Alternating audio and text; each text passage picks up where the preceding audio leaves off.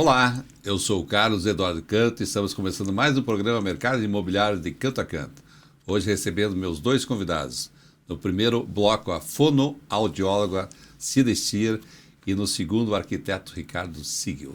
Cida Stier, fonoaudióloga formada pela PUC Paraná, mestre em distúrbios da comunicação pela Universidade Tuiuti do Paraná.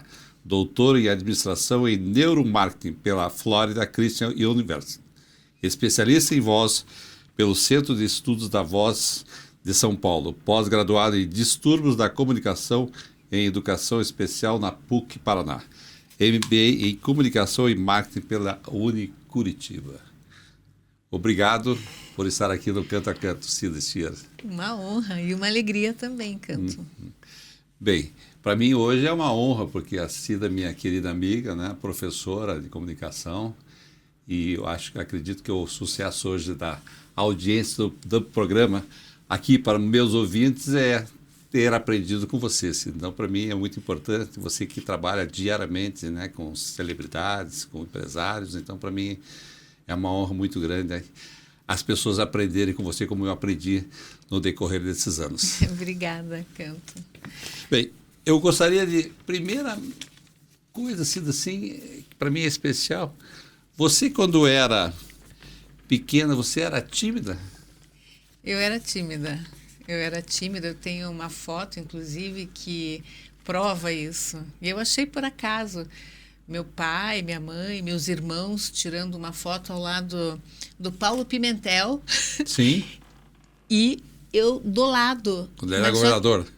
Mas eu estava atrás da saia da minha mãe, todo mundo de frente e eu atrás. E minha mãe sempre falou, a Cida parece uma flor de violeta, ela sempre está embaixo das folhas.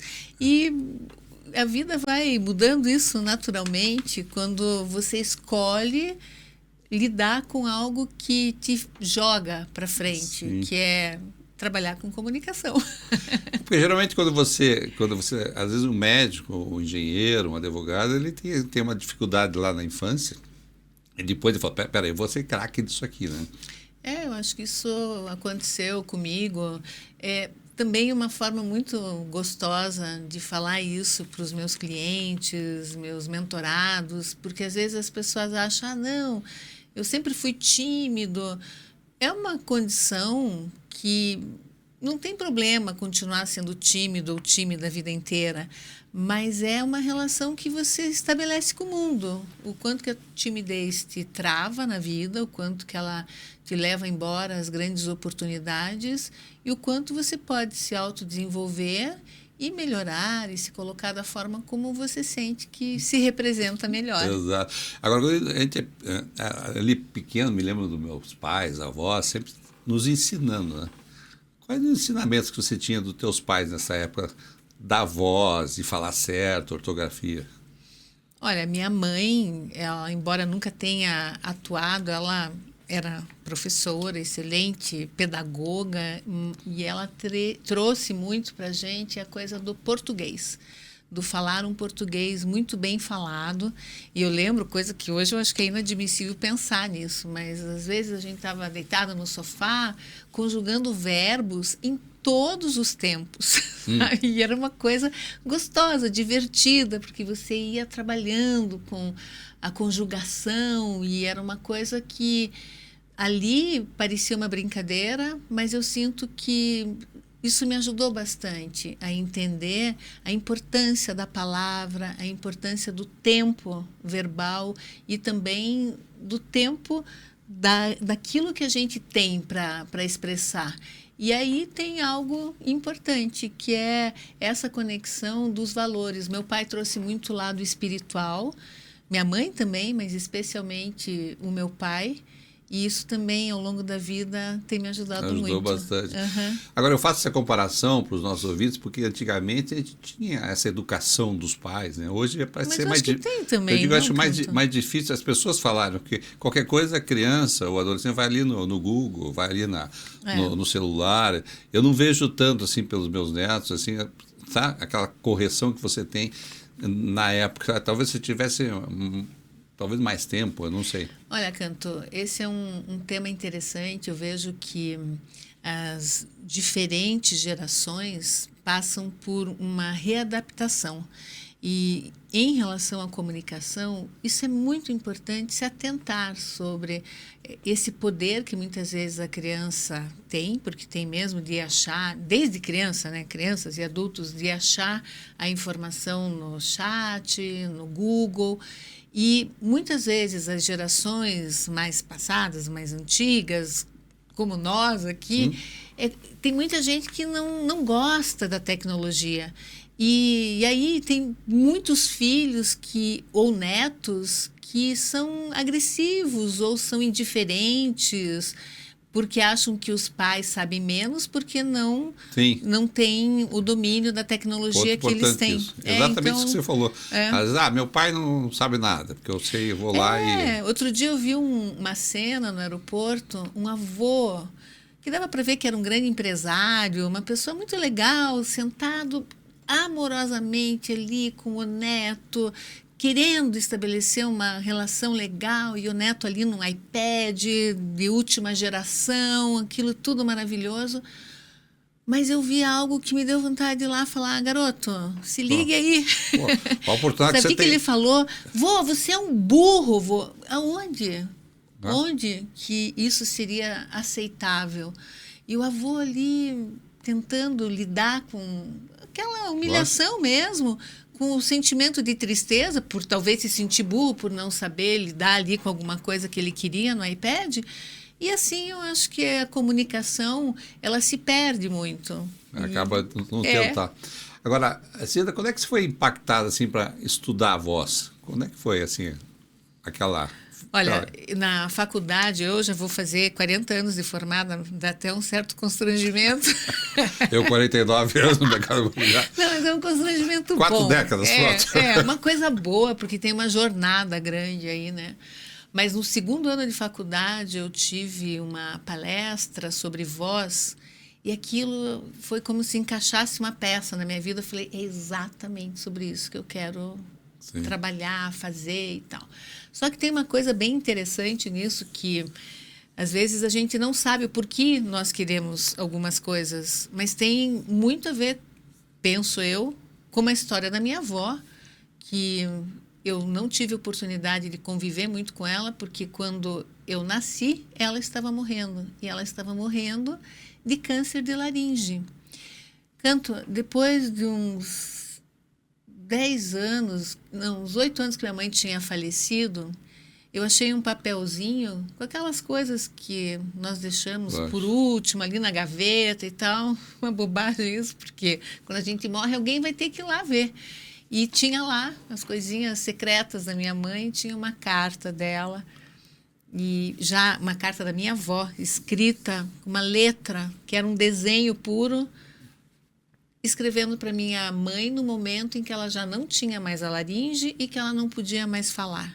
E ela perguntava para minha mãe: Lélia, é justo viver sem voz?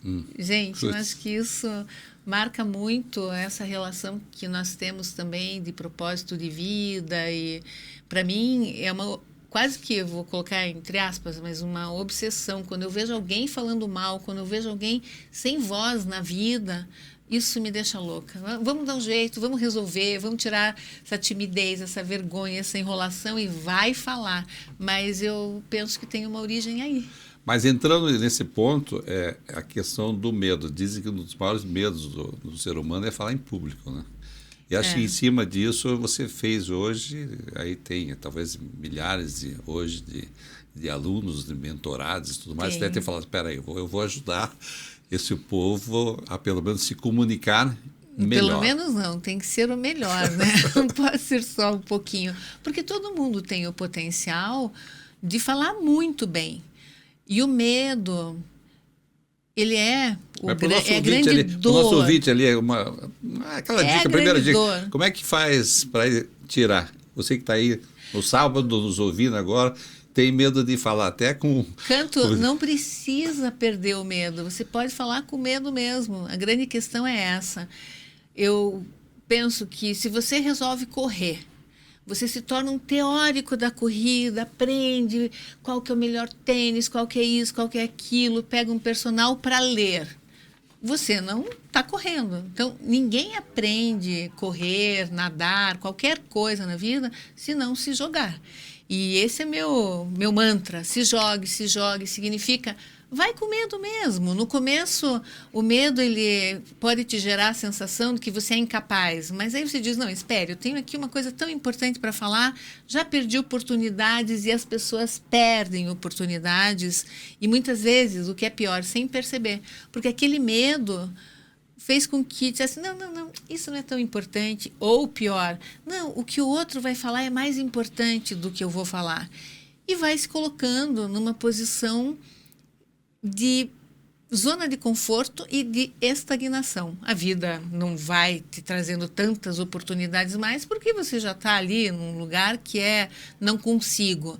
Tem que se mexer. Então, para quem está me ouvindo, se você sente medo, sente que você poderia ir muito além, se comunicar-se melhor, se jogue. Se jogue no sentido, observe as oportunidades que você tem no dia a dia. E talvez, num primeiro momento, nem seja uma grande apresentação, uma palestra, mas seja conversar, aceitar um convite para bater papo num podcast, numa live, ou mesmo numa reunião, e vai se observando, entendendo o que esse medo tem de tão poderoso, maior do que você.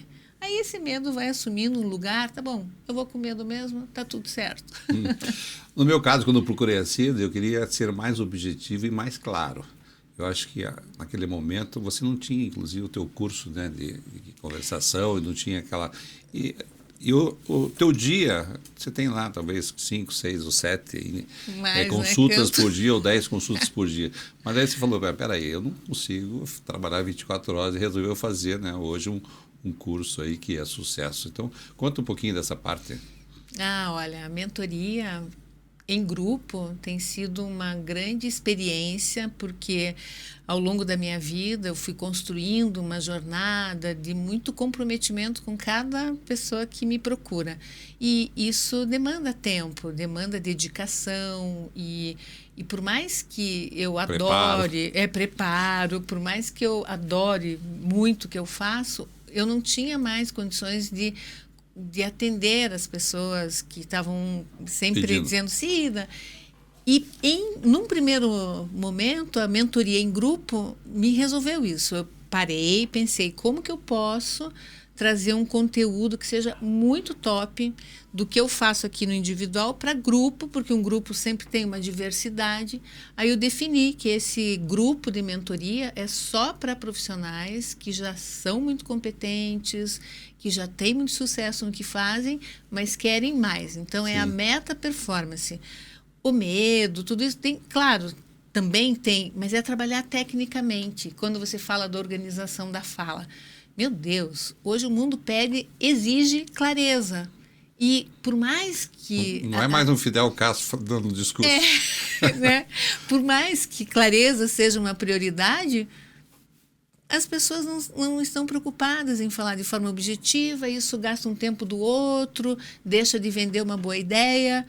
Esse é o princípio todo. Fale bem, resolva-se aí com as suas dificuldades de enrolar teu pensamento. E aí tem todo um processo. Lógico. Toda a minha metodologia ajuda exatamente nisso. O importante, eu vejo sempre quando eu escuto, a gente, muitas vezes, aquela pessoa que não tem um preparo, não tem uma mentoria, acaba virando redundante durante 15 ou 20 minutos, fala 2, 3, sabe, não tem um começo, meio e fim, né? Então isso eu acho que é bastante importante em relação a... Agora, vamos especificamente, eu sou corretor de imóveis tem que falar bastante, certo? Hoje nós temos aí 60 mil corretores aqui no Paraná. Então, o programa Mercado Imobiliário de Canto a Canto. Mas vamos trabalhar para todos, vamos falar para todos os nossos ouvintes também profissionais hoje. Quer dizer, tem hoje, eu vejo sim que tem três focos importantes, assim, de roteiros importantes que eu vejo que tem. A questão das entrevistas, reuniões com entrevistas, a questão do WhatsApp e também trabalhar nas mídias sociais. Então, conta para nós esse roteiro das pessoas procurarem fazer melhor nesses 3 pontos que eu acho que é fundamental. Eu concordo com você, é fundamental que em todas as áreas, especialmente na área de vendas, no setor imobiliário, usar esse espaço das mídias enfim, Porque nós dependemos disso. depende disso, é essencial. Mas tem uma coisa que tem que vir antes disso, que é a capacidade de se comunicar bem em todos os contextos. Não adianta só querer performar num vídeo, eu faço um vídeo com isso, com aquilo, se a pessoa não tem os elementos essenciais. Então, um profissional, vou aqui falar para um profissional do setor imobiliário, invista muito em algo que é primordial, escuta. Uma escuta ativa que gere empatia. Antes de querer vender alguma coisa, ouça com atenção o que o seu cliente precisa, o que ele quer, o que ele sonha, porque através de uma escuta, a coerência da comunicação se estabelece com muita facilidade. E essa é uma dificuldade também, porque o mundo está barulhento. Ouvir demanda atenção. Então, tem 2 pontos importantes para esse setor. Trabalhar muito a capacidade de ouvir para estabelecer empatia e, para isso, o exercício da atenção é essencial. Depois, sim, eu penso que participar de lives, eu acho a tua iniciativa grandiosa, Canto. Você com 49 anos, que não é pouco, né? É o vovô do mercado. Dinossauro. Tá aí, o dinossauro. Você sabe que lá em São Paulo a gente tem o grupo de estudo, que nós somos as Jurássicas. É um movimento que não para nunca. Fala, não, já aprendi bastante. Meu Deus, eu tenho a sensação, tenho certeza que você também, que a gente só está começando. Pena que não vai dar tempo de fazer tantas coisas quanto nós gostaríamos, mas esse estar sempre atenta ao que está acontecendo no mercado. E aí também entra a história, eu não gosto de gravar vídeo. Vai aprender. Grave vídeo, mas tem técnica, assim como aprender sobre questões teóricas, sobre tudo, exige um método, exige um passo a passo, e vale muito a pena investir em fazer bem feito alguma coisa, aprender para fazer bem feito. Eu acredito, Cida, que todos os dias, todos os minutos a gente está aprendendo. Eu estou aqui no programa aqui na RIC, através do Leonardo Petrelli, que abriu esse canal. E numa entrevista que ele deu aqui, uma palavra que ficou muito marcada para mim. Ele falou para os nossos ouvintes, falou, sejam curiosos. As pessoas têm que ser curiosas. Eu fiz aqui 1 ano de programa, hoje o programa é líder de audiência, graças a você, ouvinte. Então, você veja, é mais de 110 entrevistas.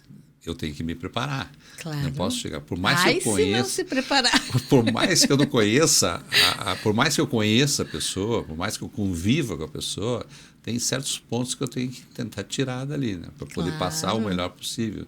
Então, hoje, esse legado que eu quero deixar é para os nossos ouvintes, principalmente os corretores de imóvel, mercado imobiliário, indústria imobiliária, para que realmente eles vão atrás, né? Vão atrás de especialistas. E inovem, né?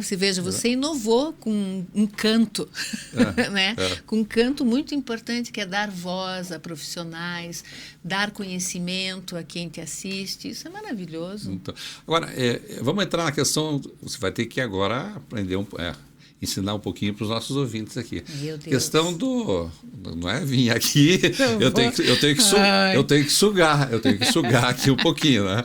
Então a questão, depois vocês vão lá no consultório dela, marquem entrevista e tudo mais. Agora, por exemplo, hoje a gente utiliza muito, o profissional utiliza muito a questão a ferramenta que é o WhatsApp. Uhum. Então vamos falar assim do WhatsApp, que eu acho que ainda a gente olha, existem muitos erros para você poder falar do WhatsApp. Qual que é a tua? Passa um pouquinho uma mensagem para as pessoas que utilizam, que todos utilizam, até o marido, a mulher, o filho, e principalmente em negócio. Aquela questão, esses dias me falar bom dia, o oi e tudo mais, já não tem mais, é direto no assunto. Ou simplesmente as pessoas fazem um texto ou uma mensagem de voz, que tem uns que falam assim, olha, não ouço mensagem de voz. Então, conta um pouquinho esse profissional, né, para nós. Eu costumo dizer que é a ética da comunicação no WhatsApp. É bem interessante você falar isso. Primeiro, eu tenho recebido muitos anúncios, muitas pessoas oferecendo imóveis sem me conhecer, simplesmente jogando, e como se fosse assim, ó, peguei teu WhatsApp lá e jogo. Pegou uma lista, e eu acho que essa é uma forma muito errada de se posicionar. É claro, você tem que tentar trabalhar com, mas sempre ter mas a abordagem está errada. A abordagem está errada. Olha, o seu contato foi passado por X, e outro dia um corretor fez isso, e é muito legal, porque aí imediatamente já estabelece uma empatia. Eu respondi para ele, olha, eu não tenho interesse nesse imóvel, mas te agradeço e tal.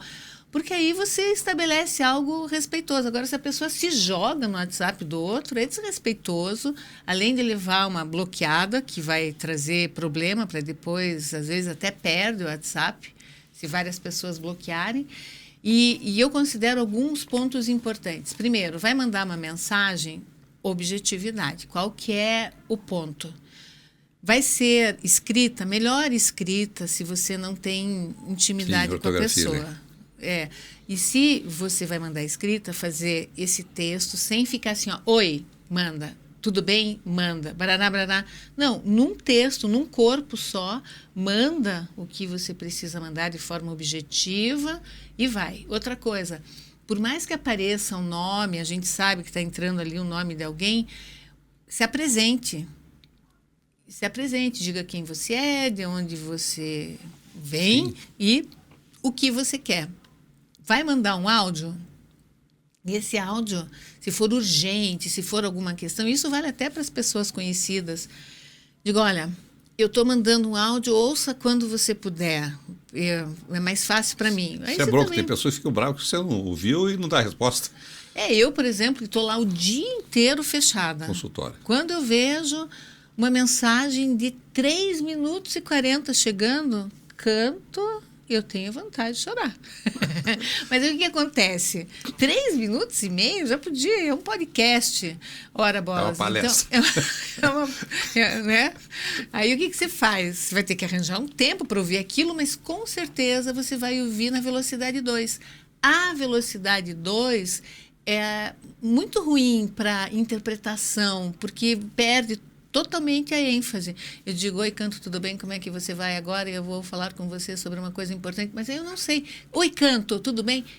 É na mensagem que a gente consegue extrair a intenção real do que está sendo falado. Então, nunca fale de uma forma que você tenha que ser ouvido em 2.0. E se você tem o hábito de ouvir em 2.0, na velocidade 2, aprenda também a ouvir. É claro, se é aquela pessoa que está mandando aquele áudio sem noção, aí vai no 2 mesmo. Tá. E a questão também do horário também, né? Isso é muito importante. Mas é que eu já vou mandar, porque senão depois eu esqueço. Ele manda 10 horas da noite, 11 horas da noite. Faz um grupo para você mesmo, seja... coloca lá, manda essa mensagem para você não esquecer do que se trata, e manda num horário comercial. Legal isso. Acho importante. Eu faço isso. Por exemplo, a minha secretária está comigo já há 13 anos. Eu respeito muito isso do final de semana, de feriado, de horário, porque meu horário é bem maluco. Mas, por exemplo, eu tenho que mandar uma mensagem, já passou no máximo até às 7 horas da noite, no dia seguinte eu mando para mim, encho a minha mensagem ali, no dia seguinte só mando tudo para ela resolve. Mas é importante isso, não achar que a tua posição te dá direito de interferir na vida pessoal do outro. Isso é muito importante. Então, olha as dicas da Cida Stier. Agora, uma coisa importante também, quando você vai fazer um vídeo, assim, bater papo, eu vejo que existem muitas falhas, questão da iluminação, né? Quando a pessoa vai fazer... Conta um pouquinho também dessa importância que tem. Olha, no e também, vídeo... desculpe, aquela parte está atrás, gente passando, ou não sei, que acaba dispersando tudo, né? No vídeo, nós temos 2 pontos, estamos aqui num lugar que cuida absolutamente de tudo isso, temos 2 pontos que vão fazer com que a sua comunicação apareça ou fique prejudicada. É a iluminação e o áudio. ter uma boa captação de áudio e ter uma iluminação adequada requer alguns cuidados. Eu acho que hoje, cada vez mais, os vídeos que são caseiros, eles engajam bastante. Mas tem que tomar algum cuidado, né? Assim, em qualquer lugar. Não vai gravar no teu quarto, com uma cama desarrumada, Não, veja algo que seja isento de informações desnecessárias, um fundo gostoso, um fundo bonito, com uma iluminação que não venha em cima da tua cabeça, mas que te pegue de uma forma que o teu rosto não fique contra a luz. Se está numa janela, tem que ter uma luz aqui para compensar esse atrás. Mas o ideal mesmo é gravar de frente para a janela. Agora, hoje tem tanta... Você pode internet, você pode na entrar. Amazon, no que eu Mercado Livre. Não, digo, você se prepare, né? Sim, eu ia falar da iluminação, né? Não dá para dizer, tem coisas hoje tão baratas, né? Tem que se preparar. Acabar se preparando. Agora, Cida, dica assim para os nossos ouvintes para melhor a voz, aquele que acorda, todo mundo tem. Né? Acorda, às vezes tem uma voz rouca, uma voz fina, uma voz não, de senhor, qualquer maneira. Não sei se tem ou não tem, mas eu digo, assim a dica para os nossos ouvintes, Cuide muita da sua água, voz. respiração, dá as dicas para os nossos ouvintes aqui. Vou dar sim, porque é bem importante. Muitas vezes eu digo não, porque muitas vezes você pode se acostumar a acordar com a voz rouca, achando que não, é normal acordar com a voz rouca. Ué, por que é normal? Ela descansou a noite inteira, ela fica mais grave, mas não necessariamente ela pode acordar rouca. Geralmente, quando acontece isso, é porque tem um quadro de refluxo gastroesofágico durante a noite, ou seja, volta um líquido lá do estômago, volta pelo esôfago e acaba indo para a faringe e dá uma molhadinha ali na laringe onde estão as cordas vocais. Isso causa rouquidão. Então, cuidar muito do estômago. E aí entra alimentação, uma coisa de não ingerir alimentos próximo à hora de dormir, todo esse aspecto nutricional. Respiração, né, que sempre diz, né? Sim, aí outro ponto bem importante para cuidar da voz é também toda a via aérea, ou seja, se tem rinite, às vezes tem uma rinite vasomotora que fica pingando secreção, aquela voz é mais rouca por conta disso, também tem que ter um cuidado com o otorrino e sempre procurar trabalhar com a autopercepção e a sua imagem vocal. Se, por exemplo, eu começo a falar com você aqui, Canto, ontem eu gravei o dia inteiro, estou um pouco cansada. Ué, onde é que está essa minha voz? Está lá na garganta. É essa percepção de que a voz, ela é para o outro. Ela é produzida aqui, mas ela tem que estar aqui. Então, sempre trabalhar com essa relação de direção. Mas é que eu estou um pouco aqui. Não fala na garganta. É horrível. Então, trabalhar muito com isso. Por exemplo, você pode fazer uma técnica que você sabe muito bem, espero, Tabata, que ele faça aqui sempre, que é o... É um aquecimento fonoaudiológico extremamente conhecido, que é a vibração da língua no céu da boca. Você vai fazer aqui... Olha aí, nosso ouvido, olha aí. A língua vibrando lá, não dá para fazer que senão você está fazendo coisa errada. E uma técnica que é muito para direcionar a voz é soprar o U grave. Ó. Faz a tua boca um canudinho, a vogal sempre é a flecha da voz. Sim. Então, agora, uma vez eu estava comentando que eu acho que os grandes apresentadores aí, hoje, eles treinam a voz praticamente todo dia, né? Claro. Ninguém entra... Quem é bom treina todo dia, Canto. Não é? É isso aí, né? Porque sim. as pessoas acham que não tem... nasceu já num pedestal, né? Não tem mais que fazer.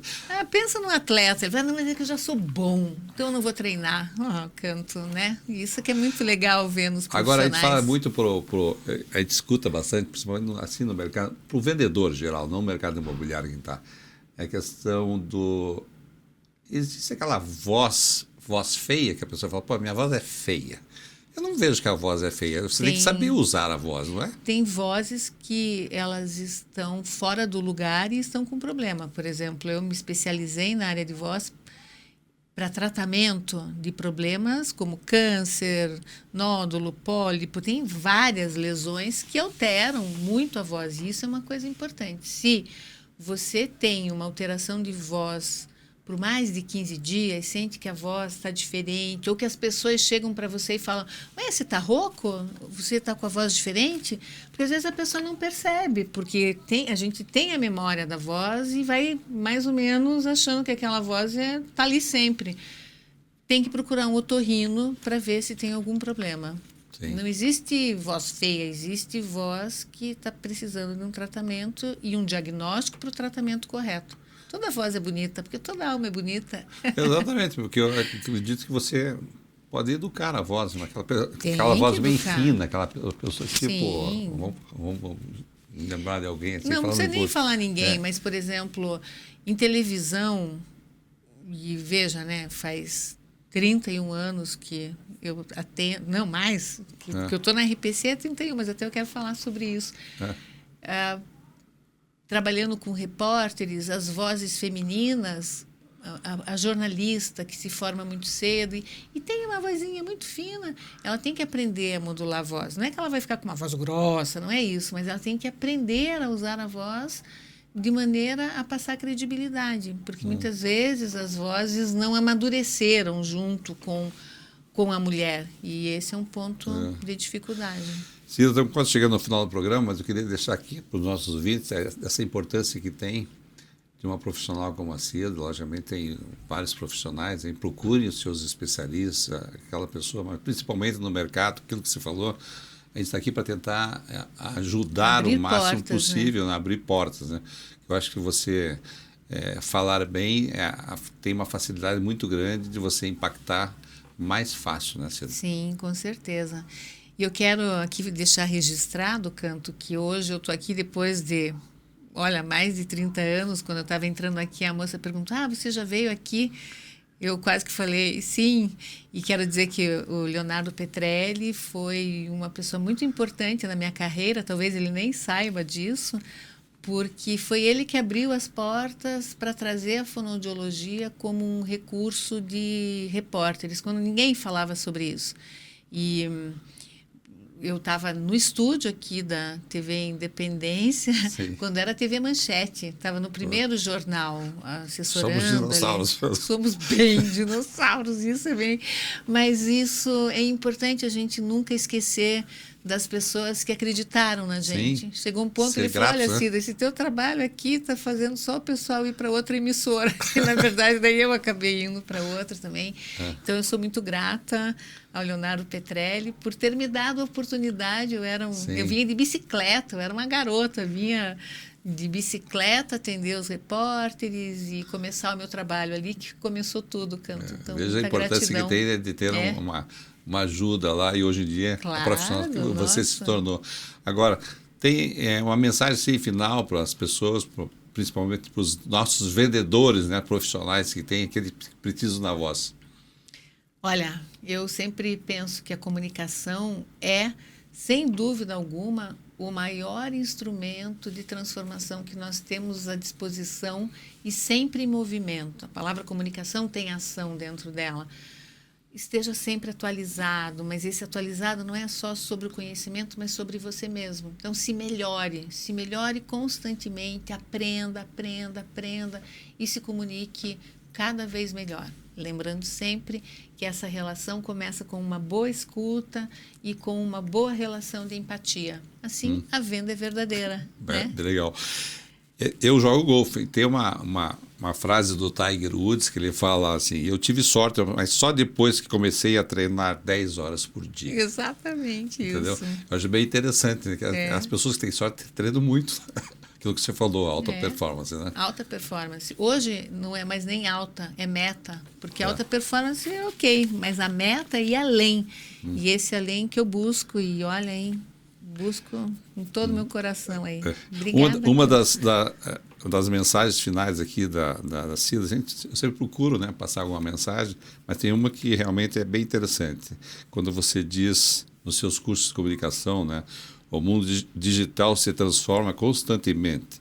Desejo que este programa possa contribuir com a sua comunicação online e sirva de base para outras novas plataformas e ferramentas que farão rapidamente parte da sua vida. Assinado, Cida Stira. Muito obrigado pela entrevista. Obrigada, Canto, e parabéns. Estou muito orgulhosa de você, meu mentorado, que está aí sempre se renovando e sempre compartilhando o teu conhecimento. Muito sucesso para você. Obrigado. Conversei aqui com a fonoaudióloga Cida Stier. Espera aí que nós já voltamos.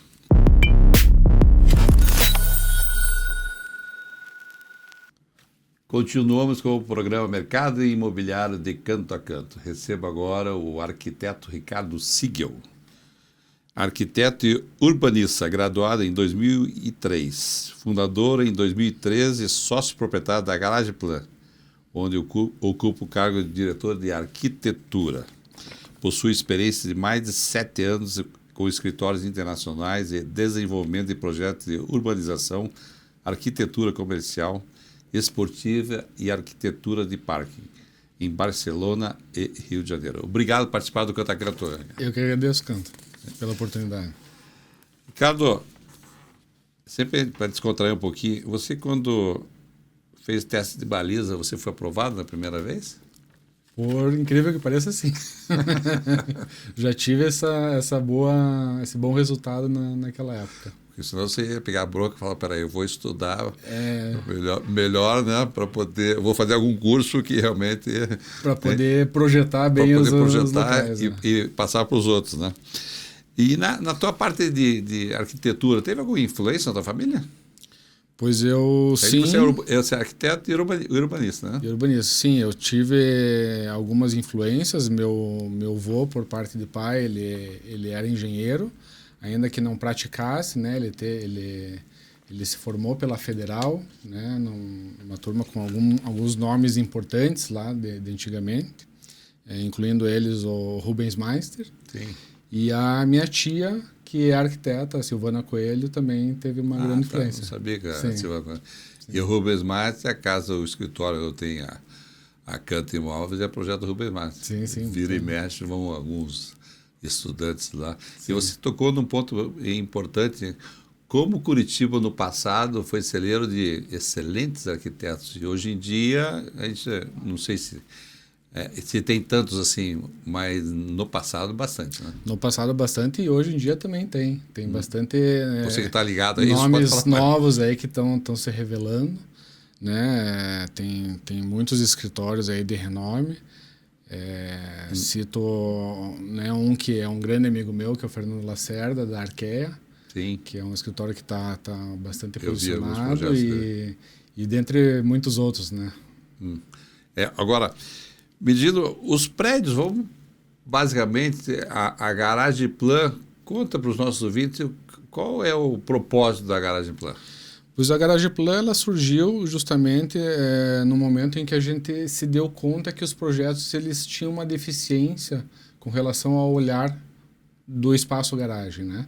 O arquiteto, ele de maneira comum sempre deu muita ênfase para o produto, né, do empreendimento, o apartamento tipo, fachada, e a garagem sempre ficou por último nesse planejamento, né?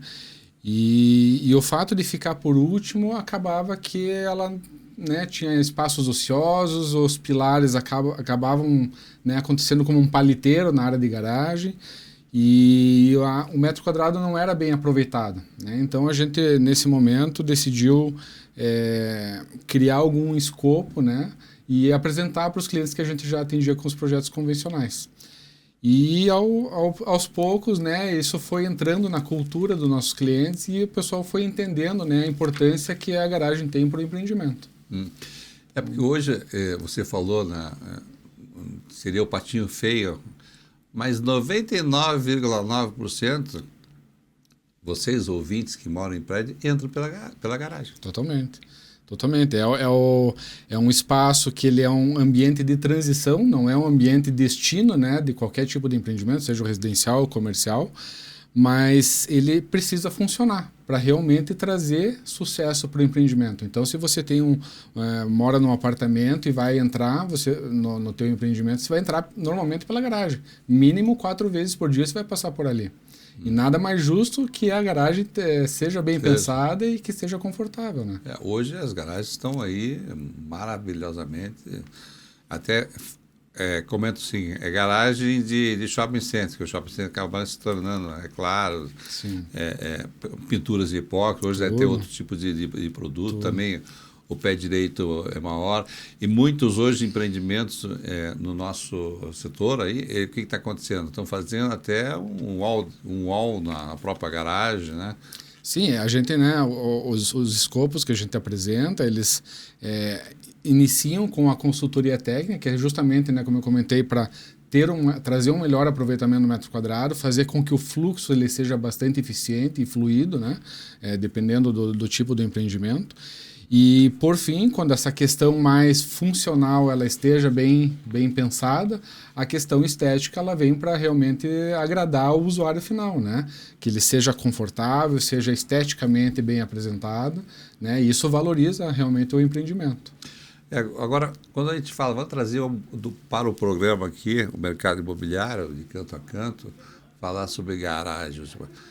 E hoje é um problema hoje a garagem, principalmente dos prédios antigos, como você falou, Sim. né? E porque não estavam preparados para os carros, né, maiores, o tamanho das vagas. E eu vejo que tem também muita briga, né? Hoje tem brigas aí de vizinhos, o carro bate no outro, mas logicamente nos antigos não tem como resolver isso daí. Mas quando você trabalha nesse setor, para nós aqui é muito importante, Ricardo, que você fale aí para os nossos ouvintes que estão nos escutando, e inclusive amanhã, né, vamos procurar você como consultoria para poder falar dessa calma que as pessoas têm que ter, porque o carro, tem gente que tem mais ciúme do carro do que da própria família, sim. Entendeu? Então, o ovinho, todo dia o cara está abrindo a porta, mas tem que ver que às vezes a esposa, a mãe está ali com uma criança está amamentando, tem carrinho, tem uma série de coisas. Então tem um monte, né, a nossa atuação ela se dá, né, muito em projetos em desenvolvimento, mas a gente atende muitos casos de empreendimentos já concebidos. E é um problema que vem de muito tempo, como você comentou, né? As famílias antigamente não tinham muitos carros, né? Pelo menos um carro ou dois. Hoje, né, aumentou esse número. Então, e também o dimensionamento dos carros e tudo mais. Então, a gente, normalmente, quando a gente é abordado por um cliente, por um condomínio, um edifício antigo, a gente faz uma análise prévia, né, para entender o espaço, para ver se realmente há oportunidades de melhoria do conforto, né?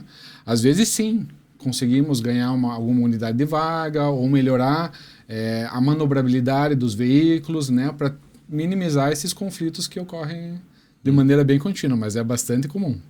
Uma pergunta, as pessoas têm a vaga lá definida nos prédios antigos.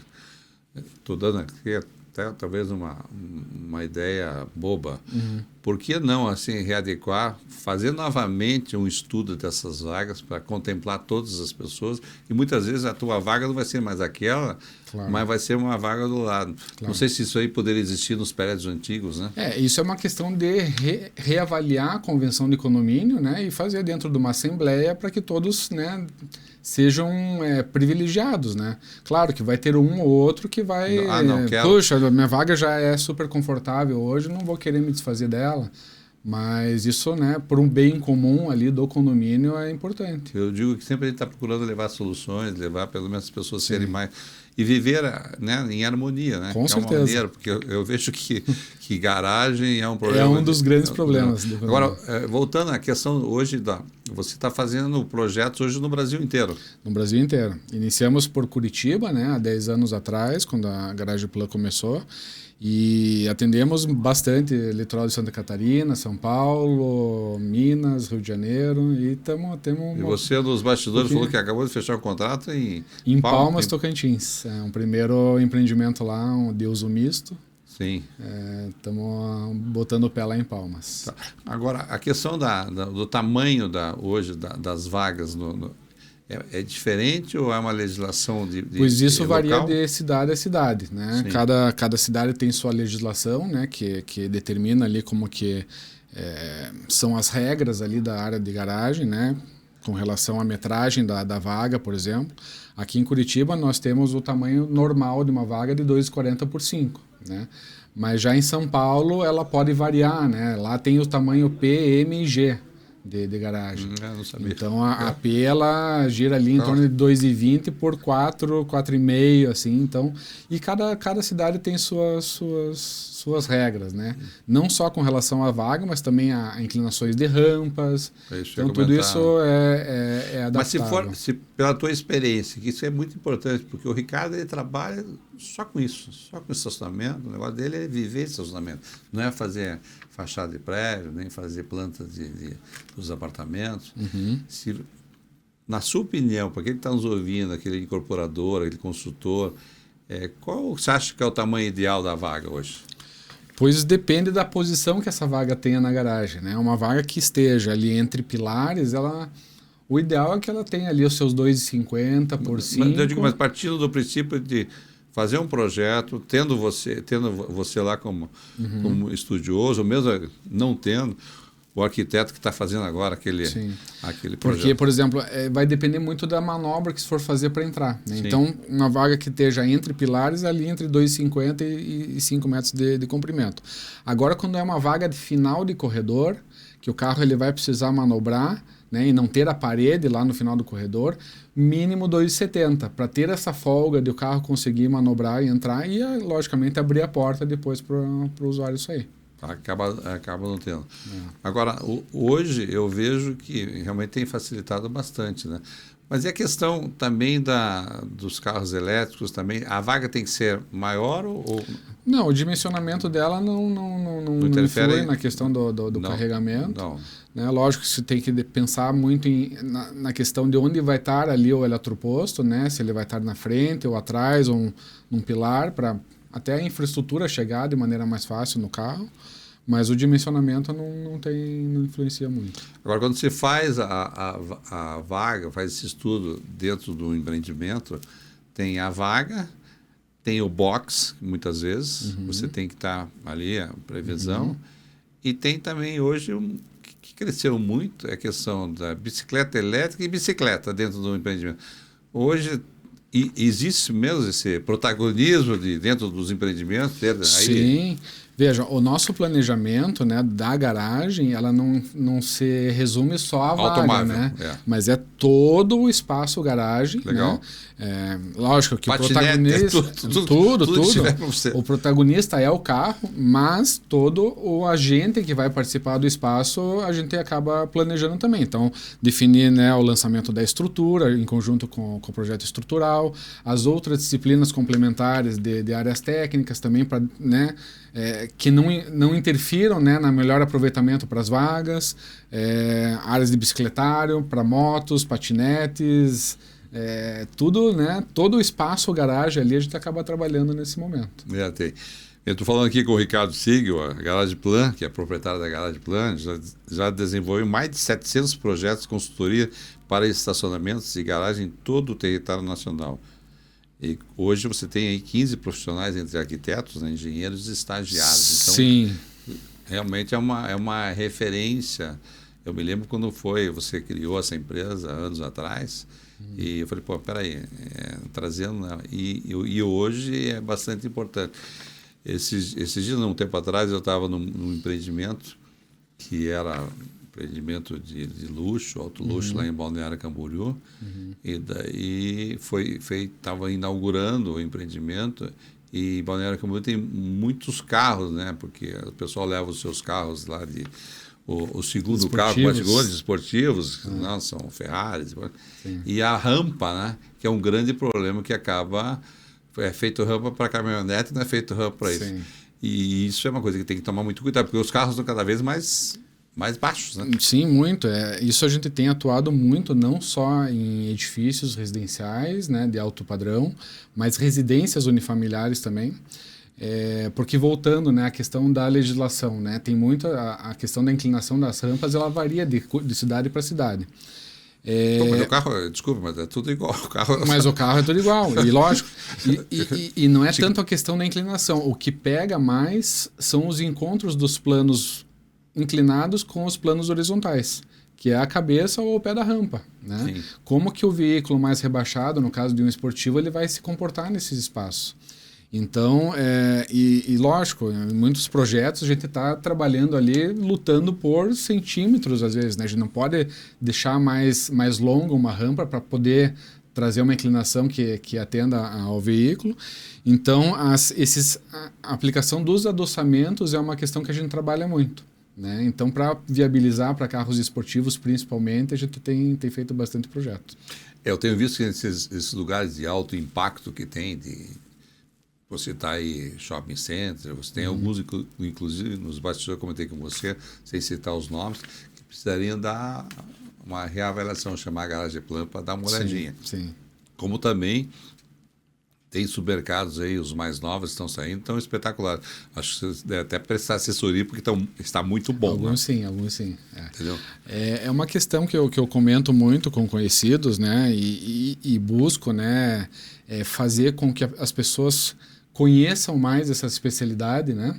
Porque quem está ali no dia a dia acaba sofrendo, né? Esses desconfortos, vamos dizer, da garagem. E nada mais interessante do que o usuário entender que existem essas soluções para poder cobrar ali dos empresários, dos incorporadores, né, que essas questões sejam atendidas. Isso que você comentou aqui no Canto a Canto, né, trazer um especialista como você para realmente mostrar que existe essa possibilidade de fazer melhor, né, de você trabalhar melhor, porque se você olhar bem, poucas pessoas sabem que existe uma Garageplan. Exato. Entendeu? Que você pode, né, fazer uma consulta. Falar nisso, as pessoas podem ligar para você, fazer uma consulta, conversar. Você deve estar também contratando pessoas para trabalhar nessa área. Temos continuamente contratado pessoas. Aprender um novo setor, né, da economia. Exatamente. Que carro todo dia sai das revendas, né? E acaba sendo um universo paralelo, né? Às vezes a gente comenta, mas eu faço projetos de garagens. A pessoa, né? Olha assim, mas o que será que ele faz exatamente? Mas é um universo gigantesco, né? E a gente tem ali atuado em muitas frentes, né? Muitas frentes mesmo. Agora, curiosidade, qual foi o projeto maior que você fez de estacionamento? O maior de estacionamento foi um estudo de viabilidade, que não se concretizou, de um edifício garagem para PUC aqui do Paraná. Eram para 3.500 vagas, praticamente. Era bastante coisa. Isso foi um estudo que a gente fez em parceria com a operadora Autopark, na época. Sim. Mas acabou não indo para frente. E aí, continuamente, a gente faz, né? Lógico. Empreendimentos que tem 1.500, 2.000 vagas, que aí a questão do fluxo é muito importante, né? Às vezes tem um multiuso ali, que é um hotel com comercial, com corporativo, que a gente precisa dividir bem os fluxos, né? E também, não é questão, às vezes, o tamanho. Às vezes entra num lugar e vê que tem lá 10 vagas, mas está totalmente desalinhado, né? A gente às vezes comenta, às vezes os menores são os mais complexos de se resolver. Exato. Porque...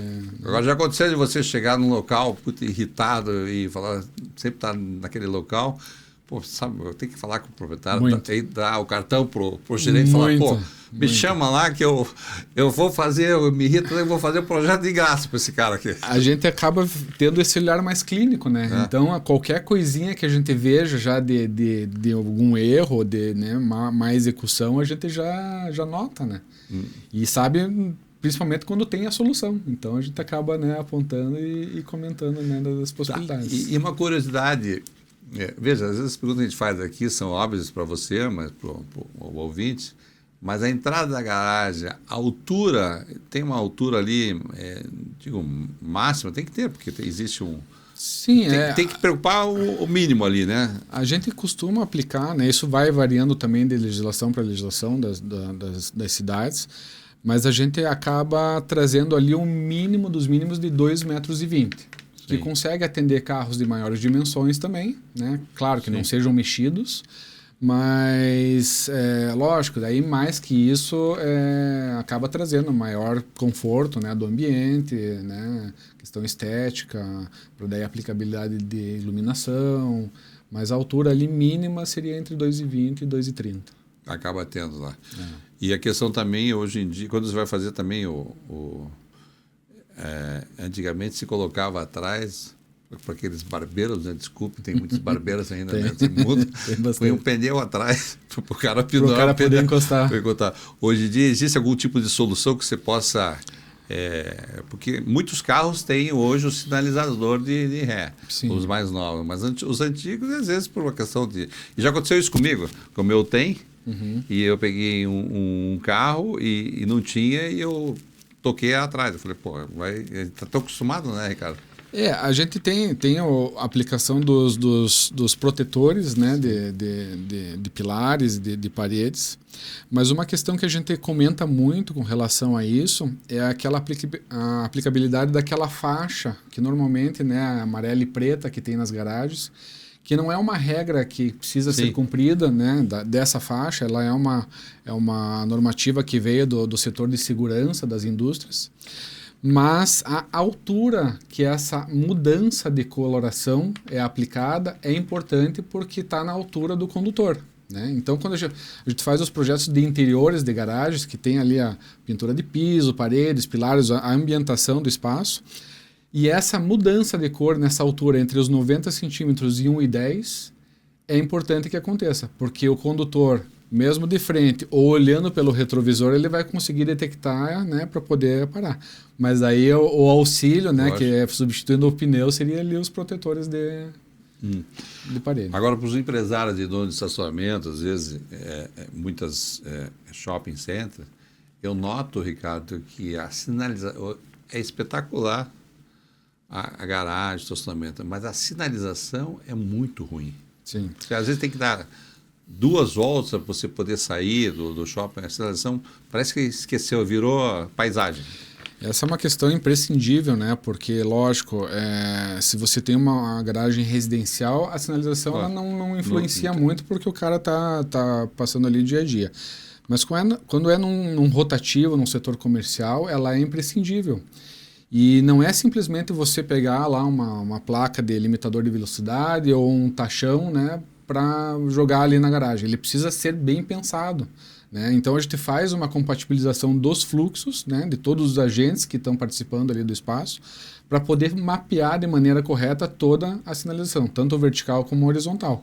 E lógico, na questão de shoppings, né, para situar, né, aquela orientativa para fazer, a saída é por um lado, né, o hall de elevadores é pelo outro, então para direcionar bem os usuários.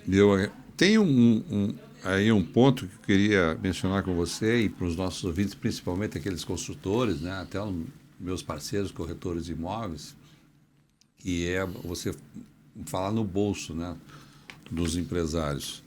Eu me lembro, um tempo atrás, que tinha um projeto feito normal por um arquiteto aqui, realmente normal, né? O cara fez um projeto e logo em seguida ele levou para vocês fazerem a revisão. E eu me lembro que na época você conseguiu, eram lá, não sei, chutando, 30 vagas, você conseguiu fazer mais 5 vagas. O que eu quero dizer com isso? Os empresários, nossos ouvintes, que cada vaga custa 70 mil, 80 mil. Então, muitas vezes vale a pena ir atrás de um especialista como a Garage Plan. Como aqui no programa a gente já trouxe vários especialistas de várias áreas, né? Procurar se inteirar, porque você está mexendo no teu bolso e melhorando o teu bolso e melhorando também o fluxo, né? Isso é uma realidade? É uma realidade bastante viva, né? A gente teve vários cases de sucesso nesse sentido, né? Que muitos clientes nos procuram para a gente trazer uma otimização do espaço, buscando na questão o conforto, né, do usuário. E em alguns casos, logicamente, é possível ter o ganho de vagas, né? Isso não só pode trazer, né, vagas a mais para o incorporador vender, mas ele pode viabilizar, quem sabe, crescer ainda mais a torre dele, né? Porque ele está, às vezes, restrito, né, à altura de acordo com o número de vagas. Então, esse ganho ele pode trazer muitos benefícios para o empreendimento. Para você que tocou num assunto, acho que até você, não tenho certeza, pode ajudar, são as normas que tem hoje em vários setores da construção civil, né? Quer dizer, os parâmetros, os potenciais de cada cidade, tudo bom entrar nesse mérito. Mas a questão das normas técnicas, que tem que ser basicamente iguais, porque os carros saem das fábricas e vão para os empreendimentos São todos, né? Você chamou uma atenção para mim sobre essa diferença que tem de legislação no Brasil. Eu fiquei imaginando aqui, se você trabalha no Brasil inteiro, você tem que estudar a legislação de cada cidade. É uma coisa assim... Minimamente sim. Só que a gente ainda avança mais além disso, porque a legislação ela tem algumas limitações, né, mínimas de eficiência ou de conforto, mas a gente acaba buscando mais conforto, alcançar um nível maior de conforto para, né, às vezes para o veículo mais restritivo ou dependendo do padrão do empreendimento, vai depender muito da demanda do cliente. Às vezes o cliente ele quer um número maior de vagas, né, não contemplando muito a questão do conforto, mas outro, né, pode trazer essa questão do conforto mais à tona. Ricardo, estamos chegando no final do programa, não sei se eu esqueci alguma coisa, quero passar alguma mensagem para os nossos ouvintes aqui, mas foi bem esclarecedor. Eu acredito que os nossos ouvintes, nossos empresários, os próprios corretores de imóveis, né, levem para os seus clientes, os seus, né, empresários do setor, essa possibilidade de aumentar o VGV, né, contratando uma empresa como a sua, para que realmente tenha essa facilidade, né, de retorno financeiro também, né? Eu agradeço, Canto. É lógico, a nossa atuação, né, como a gente comentou antes, ela não só se restringe ao setor imobiliário, né, mas ela vai para todos os tipos de empreendimentos que têm o acesso de veículos. Então, setor logístico, industrial, comércio, varejo. Hospitais, principalmente. Hospitais, né, do portão para dentro do empreendimento, a Garage Plus está atuando para trazer, né, onde tem carro, bicicleta e patinete, você está... Veículo, a gente está atuando. Veículo de caminhão de trem, o que seja. Então... Pô, quero agradecer bastante aqui o arquiteto, conversei com o Ricardo Sigel. Espero vocês no próximo sábado ao meio-dia aqui na Jovem Pan News. Excelente final de semana.